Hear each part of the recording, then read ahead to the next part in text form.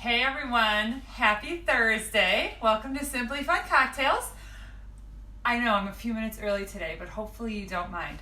All right, so today we have the easiest cocktail ever, all right? Because I read the directions, because I found this one online. I read it and I was like, really? This is so easy. Okay, so do you remember last week? Last week we made a couple different drinks and we took some vodka, put it in a mason jar, and added a couple Earl Grey tea bags. Do you guys remember that? Look at how dark this vodka is. See, the tea bags are still in there. I let them sit, okay? And they said to let it sit for at least 24 hours. Well, I hope a week is enough, right?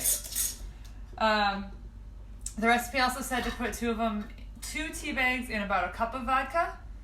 So I did 2 cups of vodka knowing I was going to leave it there longer. So let's see. Oh my gosh. It smells like tea. It doesn't even smell like vodka. Okay. So at this point, what we're going to do is we're just going to take these tea bags out and we are done with them. All right? Set those aside. Now, this cocktail, all you need is this vodka, which took us 2 seconds to make a couple days ago, right? Some champagne. Remember, we've got that bottle that we busted open last week. It's the same bottle, I promise you. We're going to use some of that. And it calls for a lemon twist. And I used up all my lemons. So we're just going to put a splash of lemon juice in there and call it good. So we don't even need the shaker this week, guys. It's so easy. It's just pouring some of this infused vodka over your champagne or your sparkling wine or your sparkling juice, whatever you have. And that's it. So, ready? You hear that? It's been open for a week. You remember when I opened this last week? It's been open for a week and it still pops when you take the top off. That is how well this crazy little thing works.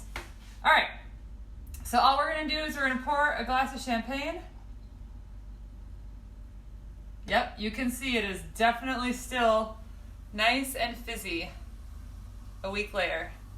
I did open this once. I did not drink this much of it last week. But shout out to my friend Lindsay who came and helped me empty out my kitchen this past weekend. And so we opened this up and had some mimosas out of there. So it's been open once since then. So it's not like it just sat there with the lid on, that little top on for the last week. The stopper came out on Saturday and I put it back in and it still is fizzing again, the rest of it. A week after I opened it. A week. Seriously, people. Okay. That's enough of that. I get very excited about little things. Okay. So, we just have our glass of champagne. And all we need to do is add about an ounce of our Earl Grey-Infused Vodka. Okay?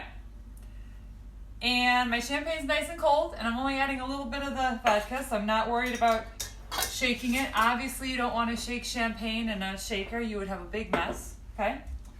And then just a little splash of lemon juice.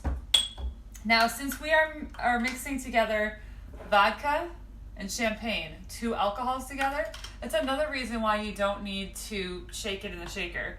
When you're mixing 2 like things together, like 2 alcohols or 2 juices, all you need to do is stir. You don't need to shake, you can just stir. It's when you're mixing things like an alcohol and a sugar or an alcohol and a juice, that's when you want to shake to really get things to combine a little bit better. All right, so that's it. That's all there is to it. Earl Grey vodka, Earl Grey-Infused Vodka, and a champagne cocktail.